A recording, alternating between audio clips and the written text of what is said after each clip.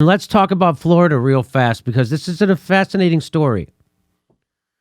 So, how did Florida end up with one of the best COVID-19 case death rates in the United States despite Governor Ron DeSantis' refusing to implement masks or a vaccine mandate? So, they have one of the best COVID-19 case and death rates right now. And they're not doing any shit. What he's focusing on is early treatment, getting you the monoclonals. During the peak of the recent COVID-19 surge in Florida, the state was recording 101 cases per 100,000 people and a 1.77 new deaths per 100,000 people. Since mid-September, Florida has been seeing declines in its recording 9 cases. So down from 101 to 9 cases per 100,000 and less than 0.2 deaths per 100,000 COVID cases. So if you had gotten COVID before, 1.7 of those people were going to die. Now, 0.2.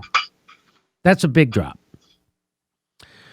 The declines are despite Governor Ron DeSantis insisting the state would not shut down and refusing to implement mask or vaccine mandates and instead focusing efforts on early treatment. Just 2 months ago, Florida was experiencing the worst COVID-19 surge in the United States.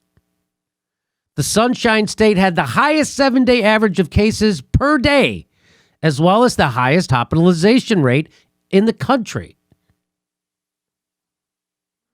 Now, with Halloween and Thanksgiving, the COVID crisis looks really different in Florida.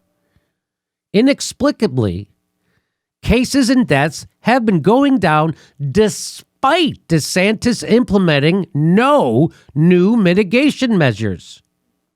What?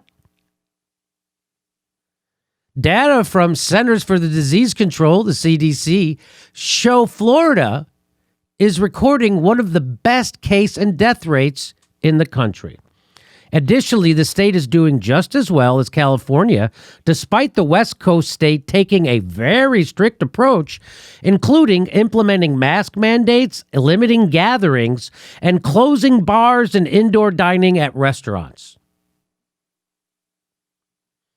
After one of the worst rates in August, CDC data show Florida is recording 64 cases per 100,000 people in a week, or 9 cases per 100,000 people per day as of Wednesday. This means the Sunshine State has the best case rate in the country behind California, Mississippi, Hawaii, Alabama, respectively. So 3 out of those 4 states are southern, out of those 5 states are southern states that have the lowest rates: Mississippi, Alabama, and Florida. At the time, doctors and public health experts said that DeSantis' laissez-faire approach was a gamble, but it appears to have paid off. These metrics are despite DeSantis refusing to allow business and schools from implementing mask and vaccine mandates. David Lenhart of the New York Times says the Delta variant, despite its intense contagiousness, has followed a 2-month surge pattern. What? There's a pattern? This means variants may only need 8 weeks to spread throughout the community before it begins to recede. During the summer 2020 surge in the U.S., cases began rising in early July before declining again in early September. It seems that what has occurred on a nationwide scale is what occurred on a much smaller scale in Florida. So there seems to be this kind of cycle, this 2-month cycle, no matter what you do. And as we've reported here, Harvard study found out the countries and counties with the highest vaccination rates also have some of the highest transmission rates. So here's a video from the Joey Rogan show, who, Joe Rogan on the regular has to school the the doctors from CNN on science. So here's a guy who announces men fighting in cages to give you better information about COVID than Sanjay Gupta. You threw the kitchen sink at it, you said, which was stuff that, you took IV drips and was it monoclonal antibodies. And what is monoclonal antibodies? It's the shit they gave Trump. Okay. Yeah. But what they didn't highlight is that I got better. Yeah, you got better quickly. They try to make it seem as if I'm doing some wacky shit that's completely ineffective. And right. CNN was saying that I'm a distributor of misinformation. Fauci, early use of monoclonal antibodies can cut the risk of hospitalization and death up to 85%. Why is that not being blasted on the TV every fucking day? And why don't they tell you where you can get your monoclonals as soon as you know you have COVID? Why are they trying to restrict your access to monoclonals? If it's a great therapeutic, it's a great therapeutic. Cuts hospitalization and death up to 85%. That's monoclonals. You ever hear of it before, Joe Rogan? DeSantis, faced with COVID surge, urges Floridians to use Regeneron antibody treatment given to Trump. Florida Governor Ron DeSantis is vowing to begin dispensing Regeneron monoclonal antibodies, the treatment given to President Trump when he had the coronavirus, through mobile clinics amid a record-breaking stretch of new cases that have ravaged the state. COVID's not going away, DeSantis said. He's right about that. Everyone's getting COVID. You're going to, no matter how many masks you wear, no matter how many shots you take, you're going to get it. So the question is, how are we going to approach it? You can approach it on the front end by protecting yourself. But of course, if you end up in a situation where you are infected and at high risk, getting in here early, this is the best shot we've got right now to keep people out of the hospital and keep them safe.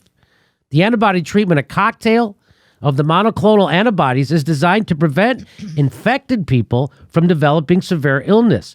DeSantis' promotion of the monoclonal antibodies, which imitates the body's natural defenses, is the governor's latest response to the pandemic, in which he has rejected mask mandates and restrictions. Fauci said the treatment could significantly benefit certain at-risk groups, such as those over the age of 65, pregnant women, and people with compromised immune systems. Fauci said that. It's important to emphasize this must be done early in the infection. That's when you get the best effect.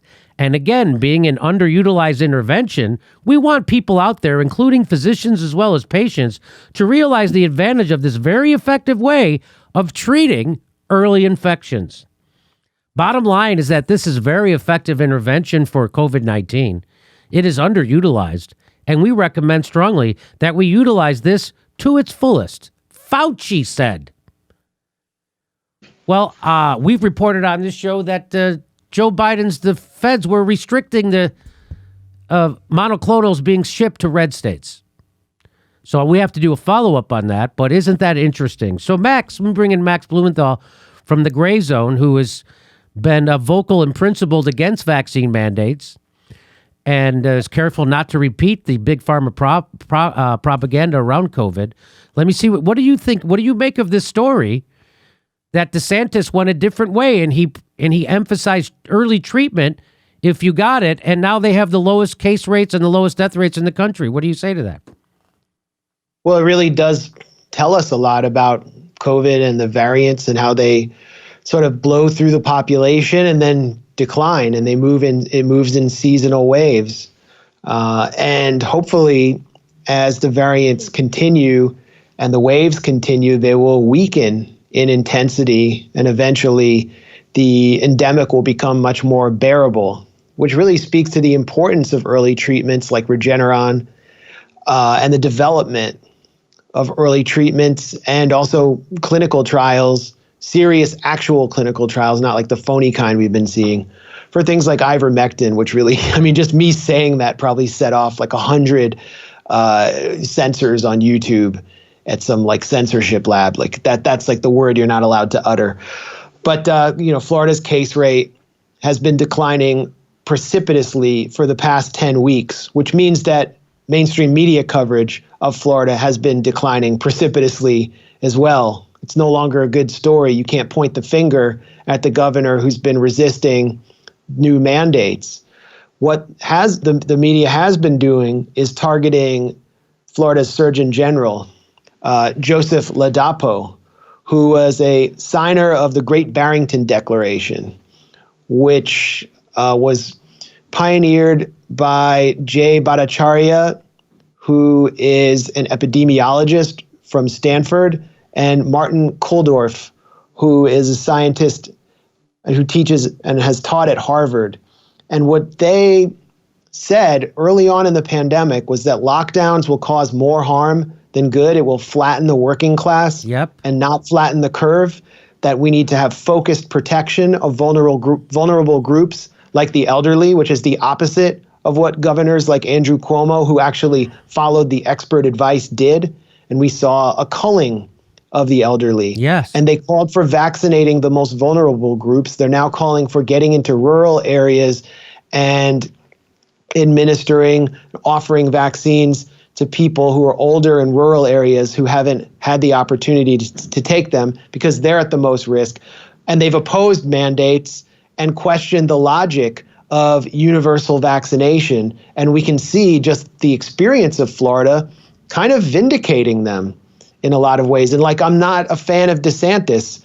I mean, I'm repelled by him trying to reverse allowing felons to vote, him trying to make it harder for people in general to vote, him, supporting the far right Cuban mafia there in such a degree, and trying to ban Ben and Jerry's because they signed on to the BDS movement in support of Palestinian human rights. I mean, I'm opposed to DeSantis on almost every other issue, but on this one, we just have to be objective and look at the fact that Florida everything that was said about it has been discounted, and now they're just targeting his Surgeon General because he was part of the Great Barrington Declaration, and everything he's saying runs counter to the official narrative that's so discredited.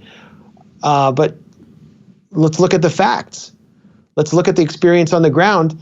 And by the way, I mean, you were questioning why Regeneron or monoclonal antibodies is so hated by the biomedical establishment that's kind of behind the narrative. And the Biden administration is trying to take away monoclonals from Florida and distribute them to other states. And it's because they say it's too expensive, because they don't want to spend money on public health because a treatment costs much more than a vaccine.